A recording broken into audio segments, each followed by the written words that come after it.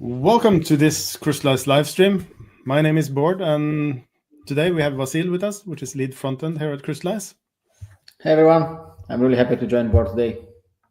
And today we'll talk about the Shop API and how we can build a complete checkout flow using the Shop API in Crystallize. We'll discuss everything from fetching the products to placing an order, and also how you can orchestrate post-order placement. But before we dive into the details, Where do we start? The Shop API, right? Yeah. I can give it a go. I just want to share this also because Shop API is an API that is on the edge, so it's distributed close to the customers, and it's designed to handle spikes in traffic, right? So to be asynchronously connected to the let's say the backend side of Crystallize, the core as we call it. And as an example here, we just did a benchmark where we scaled out the Shop API with 1.8 million cart operations per hour, which translates into 500 write operations per second. So it's what we call Black Friday ready. So that's kind of some of the requirements to the Shop API when we started it. And you can read all about it on our blog post where we have the test and the test results and everything. So that's architecturally what we wanted to solve. The second is we wanted to have as good a developer experience as possible so that it's as easy as possible for us to use it. So if we're looking at the full checkout flow, Vasil, where should we start? Yeah, so as you mentioned, Bård, like the checkout flow is something that we kind of seen like through our customers and clients. That is something very kind of difficult to manage, right? And to get it right. So kind of one of the idea here with Shop API was to simplify that and make it easy for developers to work and use. And to answer your question, where do we start with the checkout flow? Of course, first we start by having some products on a page where we can, or we list the products where we can add them to the basket, and that's where the checkout flow starts. So we need some products. So how do we get products? Maybe we should answer this question first. Yeah, so there are a couple of ways. The recommended way for building a storefront on Crystallize is that you use the Discovery API, which we're showing here, where you can fetch all the data in real time from the product, the variants, and also the, if you want to have the marketing content also, you can fetch that at the same go. So everything to basically build your product listing and your product details page. What we care about in this context is probably the SKU and also the price variants that you're looking at.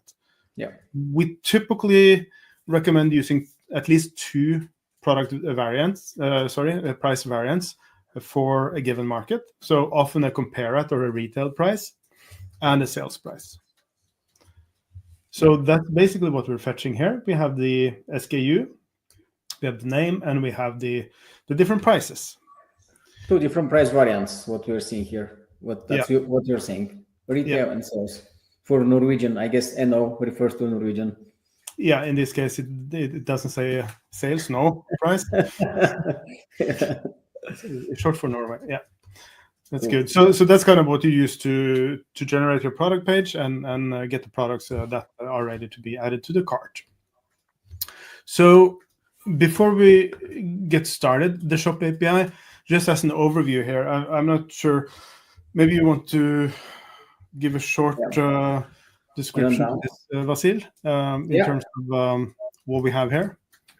So Shop API, maybe the first important thing that you need to notice here is the URL, kind of the endpoint where you can reach the Shop API, and that's shop-api.crystallize.com, and then the tenant identifier to which you want to use the Shop API.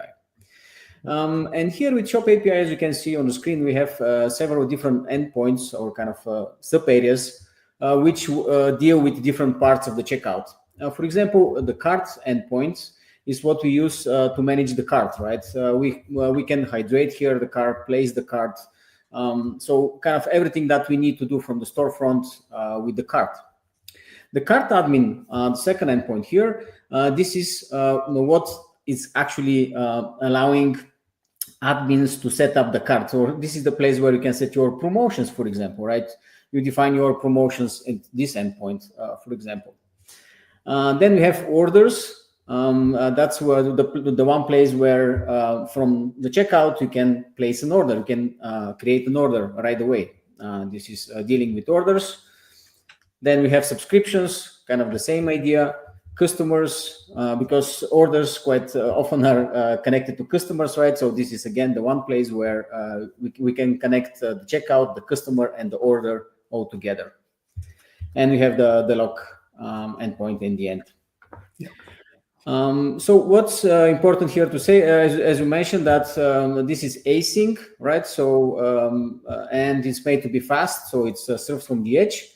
And since it's dealing with the checkout, right, and some customer-specific information, it's locked behind a authentication. So this requires a bearer token that you need to get before you really start using the Shop API. Yeah, right. And and that's basically headers that you have to add. You can't see my full tokens. That's okay. The authorization bearer. So you need to add that. And of course, we also have our trusted CLI command line interface, which enables you to do a lot of stuff, but amongst other things, it enables you to generate a token. So I can here say that I want to generate a token for this tenant, furniture, scopes, need to define its cart admin, order, and customer, expiry 20 minutes. So this is basically now generating a token for me. And yes, I shouldn't show my tokens, but this will be expired before you see this on screen. So that's not a problem. So this is basically an easy way for you while working with your queries to basically generate your tokens in a simple way. I'm sorry, can you show again the headers down there where you need to pass the authorization over here? So every time before you start, don't forget to add that so you can fetch the schema and start working with Shop API. Yeah. And essentially here, let's start with hydrating a cart. So first of all, Vasil, what does hydrating mean? So hydrating means that we have a cart, and then we can add things to the cart. We can remove, we can add, remove, update, right? There are a lot of different things. And then kind of keeping the state of the cart in one place coming from a single source of truth, right? So this is the kind of, in a nutshell, what the hydrate does for us. Yeah. So, and it could create or update the cart. In this case, this is kind of a minimum hydration example where we have the customer. It's not a guest, and we just provide the identifier. Mm-hmm. We say that language is English because the products exist in languages, right? So you have to specify what language to fetch the products from. In the context, you also have to define pricing, and here we have some things that we can configure. Maybe you want to help me explain that, Vasil? Yeah. So this is a context that we need to provide to hydration. So on the backend sides, we know how to deal with the items, how to set the prices, which is the customer, and so on, right? And what we are looking here is the context for price. And for example, when Shop API is doing the calculations of the prices of the total amount and so on, should we include the taxes, for example, because everybody most probably deals that in a different way. Somebody wants to include the taxes, somebody adds the taxes afterwards. And this is kind of the B2B versus B2C example. So if you sell to B2C, you typically have prices, tax included. If you sell B2B, you typically have them excluded. So that's the typical example of that. Yeah. So we need to kind of provide that information, and this is optional, right? It's good practice to provide it. It's not mandatory, but it's a good practice that you set the context once, and then your hydration, your cart works with the same context everywhere. Then what we have here, we have currency. What's the currency for the items that we're going to add to the cart? This is kind of a free string. So it's the developer provides the value of the currency. It can match what we have in Crystallize, defined as a price variant, but it's not required. But this is pretty much a standard currency abbreviation, right? That's in most cases you're going to see, like in this case is the euro. Yeah. Then we have the selected variant identifier and the compared variant identifier and the fallback variant identifier. Probably you can share a few words here, Bort, how we can use them. Yeah, I can do that. And I was also thinking that I can show a diagram that we made here just to make it a little bit clearer. So essentially, the pricing in Crystallize is hierarchical. So you start with the price variants. You typically have two. You can, of course, only have one if you want to, but you typically have a retail or compare at price. Then you have a sales price, which is typically what you sell the product for. And if you have the two, you can have strikeout prices. It used to be 100, now it's 80, for example. And also in the shop, we have defined, if you haven't defined the sales price, it will fall back to retail. So you can have kind of the discounting done in the price variant. Now, not the topic for today, but you have on top of this price lists that can modify the price variants for a particular market, particular customer group, for example. And you can also have cart-specific promotions. We have covered that in other live streams, so we're not going to cover that today. But basically, it's defining what's the compare at, selected, and fallback price for the cart. And this goes back to, let's say when you fetched it, I fetched two price variants, and in the cart, we define what's our compare at, what's our sales price. Yeah. And then if you want to add items to the cart, you have an array items, and you just have to provide the SKU. That's the only thing that's required. You can provide a quantity and also type, and those are the three I typically use as minimum, which basically means that the Shop API will then generate a new cart for you, and it will calculate the appropriate prices and any discounts that apply given your context, right? So that's the goal of the cart. Manages the cart persistence, but also does the calculation for you. One thing, Vasil, if I redo this, I get a new cart ID here. Yeah, can you maybe remove the videos from the on the top so people can see that, and then we do it again? Yeah. So, yeah. Okay, so when we hydrate, we get a new ID. Yeah, that's right, because you may have a lot of different customers. Everybody shops and using the hydration. So every time when we add something, we kind of create a new cart and start from scratch, which may be something that we want, but quite often we want to, when one customer starts shopping and, for example, start adding items to the cart or removing items, we want to keep the same cart. So when we later look at our insights, then it goes consistent, like one cart goes to one customer and it's easy to get it. Yeah. And as it shows here, Bort, how we can hydrate and make sure that we keep the same cart and same reference all the time is just when we hydrate, we provide the ID of the first cart that was created for the customer. And quite often this is the practice where you save the cart ID on a cookie or a session storage or something related to the customer. And then next time when you want to hydrate the cart again because the customer added something or removed something, then we can just reuse that ID. So that way we can keep track of when the cart was created first and how it progressed, instead of creating new carts every time when there is a change on the cart. Yeah, your stats will be all messed up if you are creating a new cart for every cart session, right? You want to keep the same cart session going. So after creating cart, save the ID, as Vasil said, and keep using the same cart. Now let's look at a little bit more complete example. So this is another hydration mutation where we hydrate the cart. We define a little bit more. First of all, there's a small performance optimization here because sorry, since the catalog is async from the Shop API, it means that you can also have caching on the edge when you fetch the pricing and information to be used in the cart. And here you can set how many seconds that cache will live for. This is saving you about 60 milliseconds of time per hydration.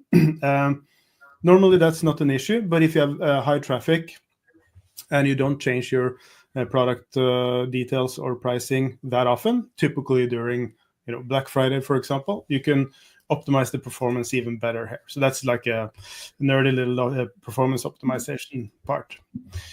But you can do a little bit more also with the cart items here.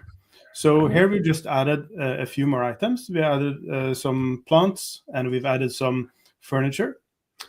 We set them all to one quantity and it's the standard type, but we can also group them. So this is a quite new concept now in Crystallize where you can group cart items. Very useful for saying these are plants, these are outdoor, and hey, what is this? There's some shipping here. You can also use this for, let's say, build to order type of products. So if it's a product that consists of multiple components, you can use the grouping to say, this is configuration 1, this is configuration 2 of, for example, your bespoke bicycle, if that's what you're selling. And then what about this external item that I see here on the screen? That is a good one because the whole point of the Shop API is that we are opinionated. We say this is how it works, and we're here to help doing the calculations, applying the discounts and whatnot. Often that is what you want. But for example, with shipping, you don't necessarily want to have a lot of shipping products in Crystallize because that usually comes from the shipping provider, FedEx, for example. You do a query to the API, what's the price to ship from Norway to Bulgaria overnight? You get a price. So what you can do here is to add external items, meaning unmanaged items in Crystallize. The downside is that you have to provide all the required fields. So name, SKU, type of item, this is shipping, and here you can see that you can choose among a bunch of predefined types. We set the group to shipping. We set the price. We have to calculate the tax. So we do gross and net price here, and we also have to provide an ID and also a path to the product. So that essentially enables you to hydrate the cart, which is a little bit more complicated, but it contains both fully managed products by Crystallize and also this external item, which is now shipping here. So that's essentially the first step in managing your cart. We've shown here everything with the hydrate mutation. But of course, when you're working with your cart, you can also use the mutations like set cart item or add SKU item, remove, change pricing, set meta, set customer, etc. So that you can work on different parts of the cart if you want to, or you can work with just a hydrate mutation. Hydrate mutation will be a little bit heavier than just atomic operations, obviously. True that. It's a matter of preference, I guess, for the developers when setting up. Absolutely. The cart. And one thing that we often get questions on is, okay, I have what I need in the cart. I want to start the payment process. I want to complete the checkout. What happens then? And we have a concept here that maybe you can help explain, Vasil. Yeah. So the carts has like a life cycle, right? First, we start by hydrating, kind of creating the cart where the cart lives. Then when before really before actually locking the cart so the customer cannot change it anymore, before making the payment, we place the cart, which means that kind of we lock the state of the cart, we lock the prices, we lock the items inside, we lock everything, right? So this is what the customer will be paying and what the customer eventually gonna get. And this is like once you place the cards, you cannot really change it anymore. And this is the good, right? So we guarantee that this card will not be changed in any way, because we've seen like tricks where items are added later to the cards and people pay less and they get more and things like that. So by placing the card, we are locking it and making sure that the card will not be changed anymore. And then from here, Yeah, no, go for it. And then from here, the life cycle goes kind of to the next step. And the happy part from here is when the cart is placed and the order is paid, then the cart will be fulfilled, right? And this is the next step in this happy path where what's going to happen with the cart eventually, right? Yeah, or the other option is that the cart can be also abandoned. That exactly. Means the cart was kind of never paid, it was left there, and with Shop API even we can set for how long we need to wait before the cart is abandoned and stuff like that. But this is also part of the life cycle of the cart, and this is managed by Shop API as well. Yeah. And as you saw here, I tried to place it. I cannot place it if it's already placed. So once it's placed, it's locked. And the trick that used to work in the old days with some web shops is that you can open one tab with starting the payment process, and the other you continue shopping and adding to cart. And if the cart is not locked, well, the sum that you've sent to the payment processor is not corresponding the products that you have in the cart. So that's important to be aware of. Yeah. And if the customer goes back, you just have to rehydrate the new cart by not providing an ID, and then you get a fresh cart for that that session. There is a create customer API here also, so that you can create and fetch the customer. And this depends on how you want the checkout to work, because typically you want to have guest checkout and optionally log in or create the account while placing the order. So that's the middle step, typically after locking the cart, that you can manage using the customer domain of the Shop API. Yeah. But in this case, we just want to say that we have now received our payment information and we want to just place an order. Yeah, which is the next step in the process. And this actually used to be something quite complicated, right? Because creating the order always included kind of making sure that you add all the items, all the calculations of taxes and price and everything. And this used to be something that is quite complicated, right? Yeah. What we can do now with Shop API is just like a 3 lines where we say create from cart, and we provide the cart ID, and we can even pass additional information here, as you can see here on the screen, like what's the type of the order, what's the payment status. Yeah, this is the type of the order, is a pre-order, it's a refund or whatever, payment status, paid and not paid, refunded, and so on. We can even provide stock location and say where this will be shipped from, in this case from Oslo. And we can even go further and then put this order straight into a pipeline, into a specific stage, straight from creating the order from just a single cart ID. Yeah. And I think this is quite powerful and really makes the life of developers so much easier. Indeed. And let's just take the cart ID from the one we placed. Yeah. And I'll do it here in the create from cart. Boom. I successfully created a new order.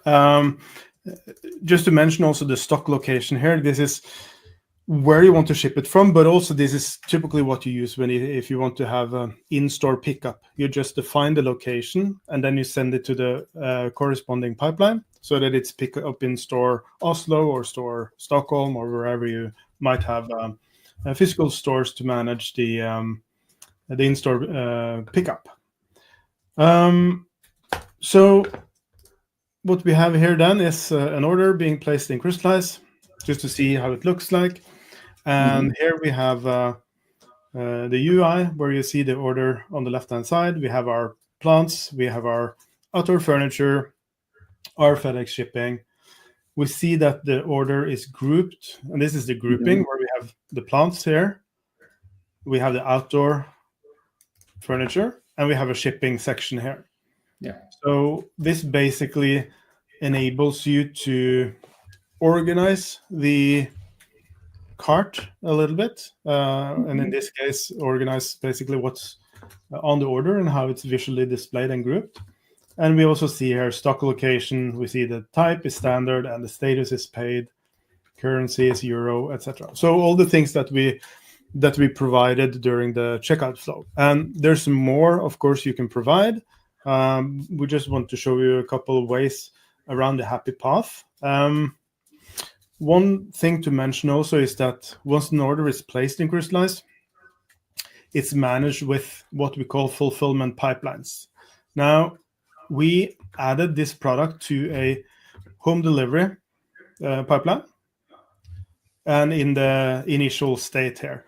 So here you're able to also manage the state of the actual order, either directly from the order or also from the pipelines, so that you can drag and drop here. And of course, in most cases, this is fully automated because you have a lot of orders and it's integrated to the ERP and the warehousing service. And all of this is available as API calls and also as webhooks, right? So you can listen to events and push integrations to ERP, warehouse system, send out emails, SMS, whatever you want as part of the post-sales customer journey. Last part we want to talk about here today, Vasil. What do I see? So it's it's really nice, the whole checkout flow and everything. But when we get some real information of like how many people started the carts, when the cart was abandoned, like how many carts were finished, and so on, right? Then this like becomes really powerful. So what you see here, oh, somebody just bought something there. So what you see here is really the checkout funnel or the cart insights. And what board has here on the screen is real-time updates. And that's why this cart just popped here on the screen, because real-time, we can see that somebody was shopping something there, right, on the website. So this gives us information about the carts that were started or hydrated first, then when the cart was placed, how many carts were completed or fulfilled, and then when the cart get abandoned eventually, right? And we can work with different periods, see like at what day, what hours, like the number of carts that were out there. Yeah, and so it gives you real-time information about the current shoppers and the number of active carts and the state of it. You also have this as a API stream, so you can actually listen to all of the events. And for example, manage abandoned carts by sending the customers an email with an offer they cannot refuse, for example. So that's kind of the full round trip from product listing to placing an order. If you want to check it out further, join our Slack channel. We're there to discuss and answer questions. If you want to see more of these live streams, you know what to do. If you're on LinkedIn, follow us. And if you're watching on YouTube, it's the like and subscribe, as they say. And we will do another one next week. And until then, have a good one. Bye.